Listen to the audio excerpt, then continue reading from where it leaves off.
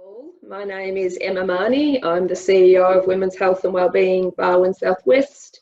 This is our next instalment in Let's Connect, Women's Voices through the COVID-19 pandemic. We're coming today back to a conversation around women's economic security. This has been something that's been raised by women in our community when we've put the call out around what's tricky at this time. And we're really proud to have partnered with Economic Security for Women. We've been fortunate today to actually have a very infamous economist. Let me see if I can get his surname right. So it's Stephen Koukoulos. So he's an economist in residence with Economic Security for Women. He comes with a really incredible biography, working in the, what am I trying to think of, in the Parliament. He's been a chief economist with two major banks, as well as actually being an advisor to the Prime Minister. That's the one I was looking for. And so today, Stephen and I are just going to have a really informal conversation. We're essentially aiming to talk a bit about economic security for women, the organisation Economic Security for Women, and have some, I guess, answer some of your questions around how has this become an issue, to understand it a little bit better.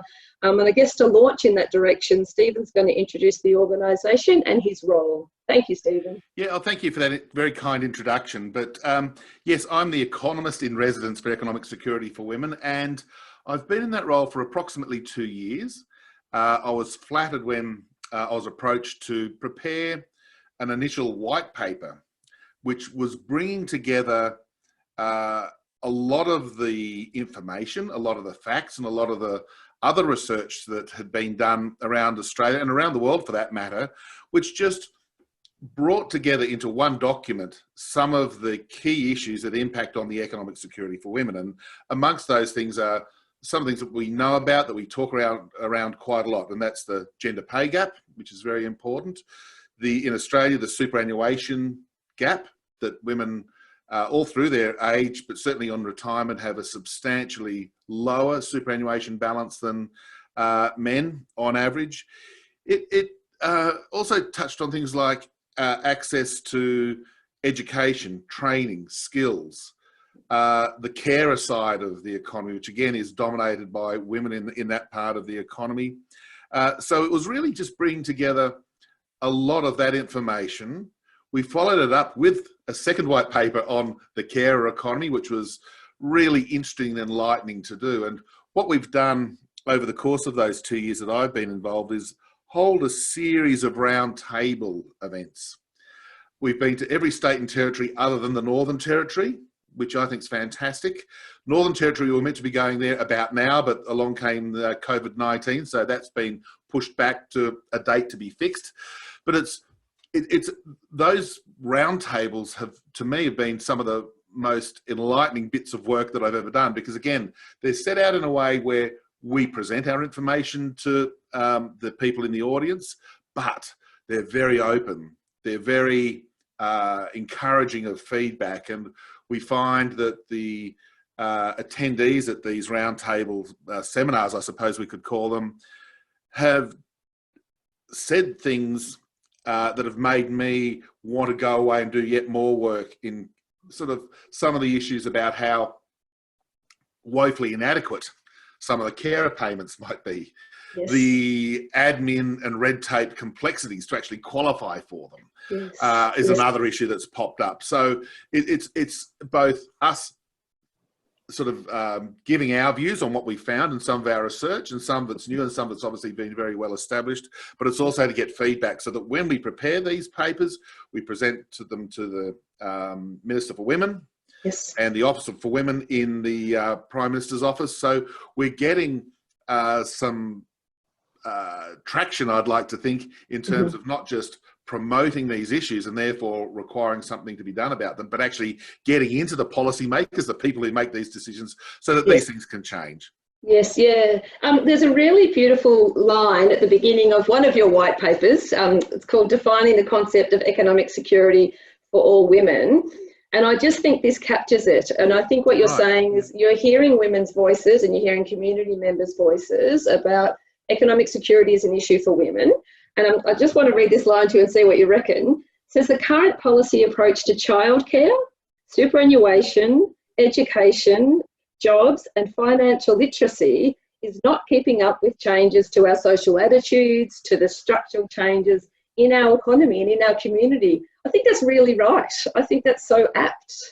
Yes, well, and as we know, just from our day-to-day lives, the technological change and the way society does things now, and again, we're learning a bit more about that in the lockdown that we're currently experiencing, but is meaning that what might have been a good policy 5 or 10 years ago is being swamped by change in society. Yes, yeah. And so while we might have a really good set of policies in place from prior research and prior policymakers changing things, we've got to be aware that this continues to change. That you've got to keep up with a lot of the way that the workforce functions, the way the economy functions, and even if I say slightly on a tangent, but the same-sex marriage issue a couple of years ago that was another way where the interplay of ownership of assets and wealth in a relationship was changed, and things like wills and estates and these sorts of things. It's really important that that is understood. And then on the financial literacy, we're calling it, and this is in no way sort of saying that every person, every woman needs to know the complex details of superannuation policy, for goodness sake, but it is to make sure that people understand their financial position. Everybody knows roughly how much they've got in their wallet, how much is in their bank account. That's good. But do they know the interest that they pay on their credit card debt? Do they know the consequences of borrowing money for a mortgage? Do they know their superannuation fund fees and charges? And again, we were sort of lucky, in inverted commas, in a way, that a lot of this discussion came out with the Banking Royal Commission and some of the horrendous things that went on in that, or found out in that Royal Commission.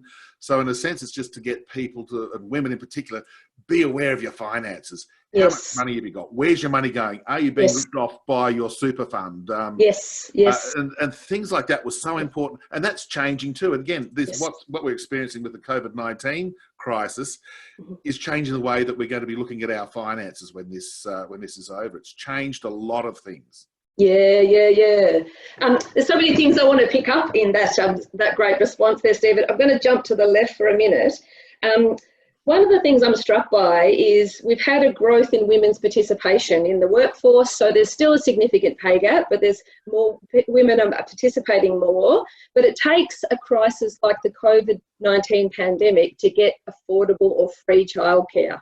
I think that's a really powerful example of what you're talking about. So in contemporary society, women are told, and many women will say to me when I talk about gender inequality, that that's sort of done, that we've got equality, but they're holding the burden of childcare, of caring for family members, as well as a home. You have thoughts about that? Yeah, oh, look, and that's been such an important thing. And again, that was part of the findings and some of the work we did in the carer paper that we produced. Having access to affordable and readily available childcare is a really important aspect of women's financial security. Because there's been one of the things that sticks at the forefront of my mind was this terrific OECD study comparing about 30 countries similar to Australia. So the obvious ones, US, UK, Germany, Sweden and the like. And it showed, and there's no surprises. I like it when economics confirms things. But it showed that in countries that have affordable and accessible childcare, where it's, inverted commas, easy to get your child looked after when you have a baby and they're little, the workforce participation of women increases dramatically. They go back to paid employment very quickly. They're earning money, they're putting money into their superannuation accounts and these sorts of things. And the countries that have a very poor level of access to childcare have low levels of participation. As an economist, I want the economy to be strong, because a strong economy delivers good health outcomes, it delivers good roads, it delivers good, social infrastructure. It's I like an economy that grows. It gives people a job as well. So it was saying to me that, okay, the cost of childcare, if the government provided affordable, accessible childcare for every Australian family, it would cost a lot of money to the budget. But the cost of not doing it to the economy is even more. They're the sort of things that we were looking at and sort of being aware of. And while we also acknowledge that there's been great progress in the childcare area over the past decade or two. Yes. Childcare is lots better than it was before. Yes. But we're only halfway there. And as I think you said in your earlier question, the way that society is changing, the way that workforce participation is changing, and the way that young women who are finishing school and university at the same rate as young men, and so their opportunities to get to senior roles in business and in the public service and elsewhere in the economy means that they're going to be the high income earners too. Yes. As they get experience and work through the economy. And so that childcare issue is one of those ones where you can enhance the economy, spend a few dollars, sure. We acknowledge that in our white papers. Yes. A lot of these reforms are expensive, but the benefits far outweigh the costs. I saw a piece of research, it might have been Victorian Women's Trust, saying that women's unpaid work, so in Victoria, costs $208 billion. So there's an invisible cost that we're not measuring in our gross domestic product, which I think is fascinating in that piece. I think that number's correct. Yes, there's some other work that might have been Deloitte Access Economics did, maybe about 3 or 4 years old. I think they did some work on unpaid care work. And I think those numbers sound about right. It's many tens of billions of dollars of unpaid care. And about 3/4 of that unpaid care work is done by women. Can I jump in there, Stephen? I want to ask, you talked about, and people ask me this question too, about women and men coming out of uni. In fact, young women are often going to uni more than men. Why are they ending their career? So they launch off at the same place. Can you take us a little through the gender pay gap? Why do they get to the end of their lives, their working lives, with less money, maybe half of the super? We may have even half touched on that in a few moments ago with childcare. Access to childcare, and as you note, that the university completion rates of young men and women is approximately the same. In fact, I think women are a little higher. I think so. Yes. In a sense, and that's what we actually do celebrate at some of our roundtables. Look at the achievements. I'm old enough to remember 30 years ago the massive gap between young women and young men finishing university, or even finishing year 12 at school. Yes. We fixed that. It's now roughly equal. Great. So progress has been made. We've got to celebrate the progress that has been achieved by people, fighting in this area decades ago. Now we move on to that. And I think it is childcare that, again, most people want to have children. I love my children so much. And they want to have children, and it's part of being a human, I think, for those who want to do it. And of course, there is a natural thing where women are the child bearers. They have to have a little bit of time out for all the obvious reasons. But then if they can have accessible childcare, flexible work hours was the other one that came through. And not be, you've got to pick up your kids and being sort of frowned upon. And again, it's mainly the mother rather than the father that does that. There's been a number of studies that time and use survey confirms those sorts of things too. So again, there's that stigma that's attached to some of it too. So, and given that childcare costs, your out-of-pocket costs, particularly if you've got more than one child, horrendous.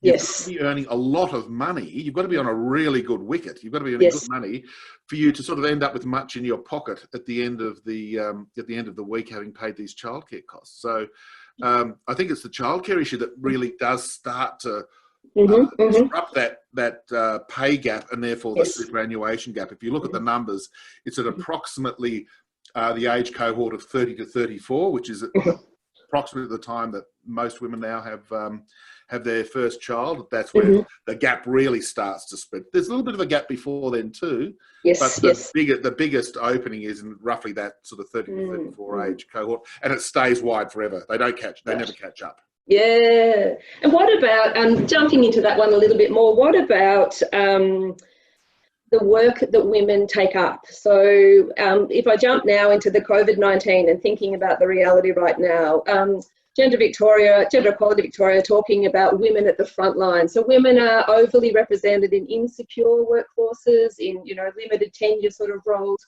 and right at the front line of caring and health roles. So I'm proposing they're probably paid less or commonly pay less, and that's an interesting thing. And it's an interesting thing at this time that those women are the largest part of the workforce on the front line, but they're also doing the double shift, the shift at home as well. What do you think about, like, what does COVID bring to this? Well, we're seeing that it's teachers that's been one of the hottest topics that's debated. When can I send my children to school? When can teachers take time off and the like?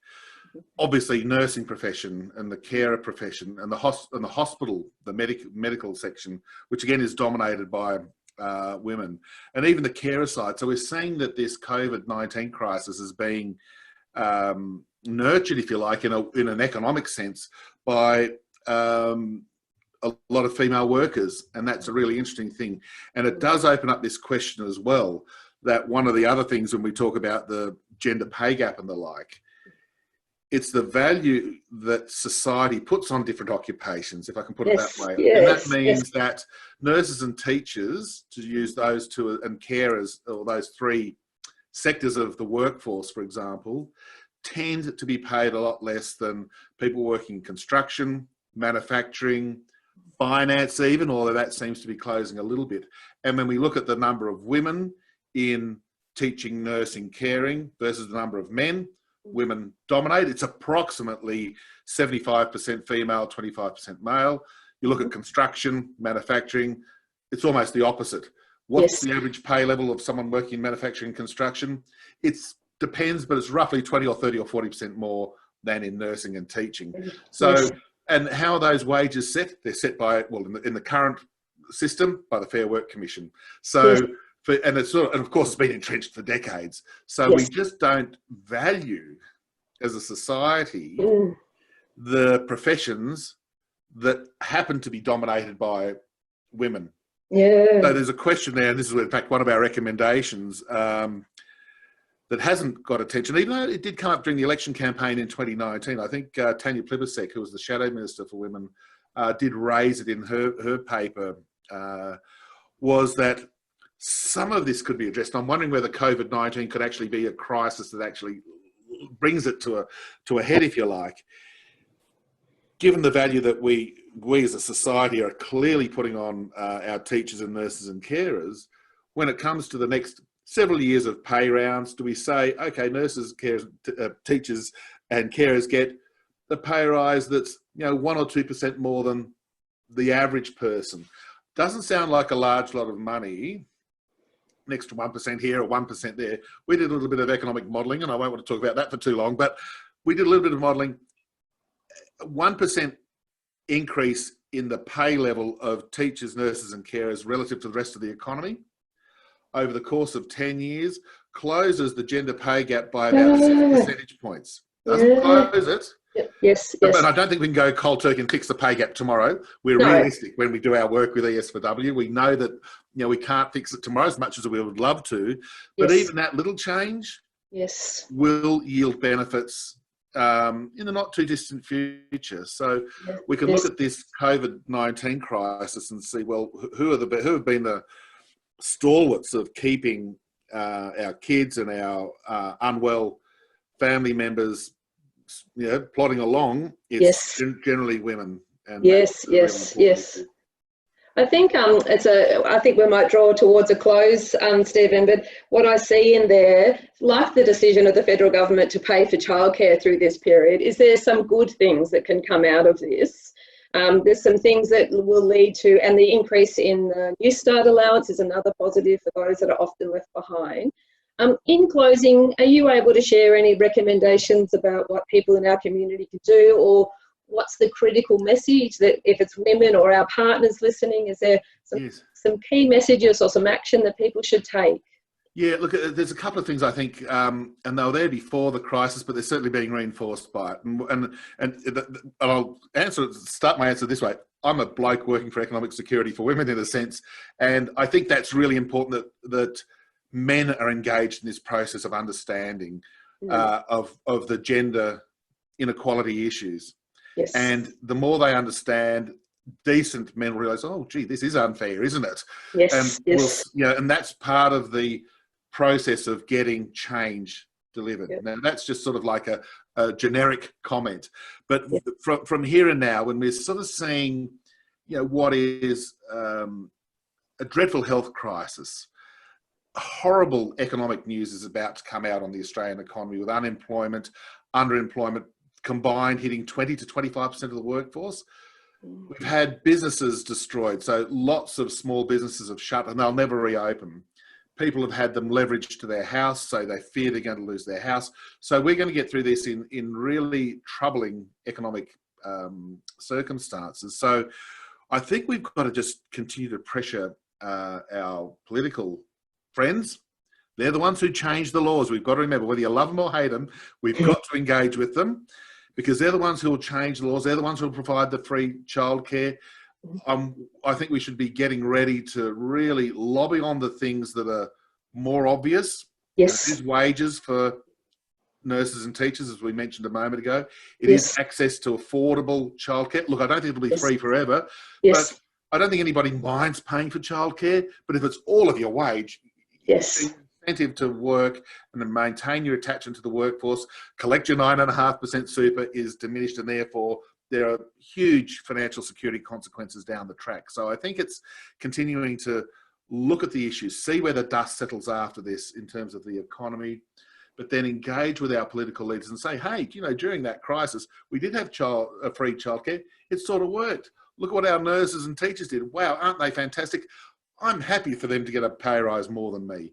And I think they're the sort of things that, it sounds a bit colloquial, but there is hard facts, hard economic analysis underneath all of these sort of things. And not only are they good for the economy, they're just good for addressing the insecurity, if you like, and financial position that a lot of women have relative to men.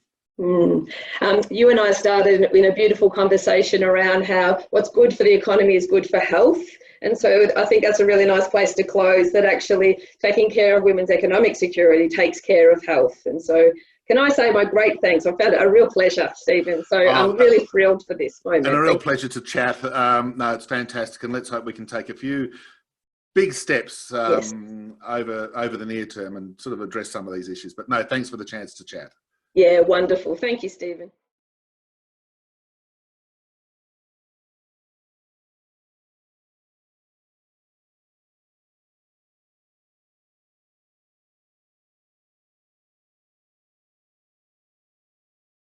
Follow us on our socials and keep up to date with all the latest news via our website.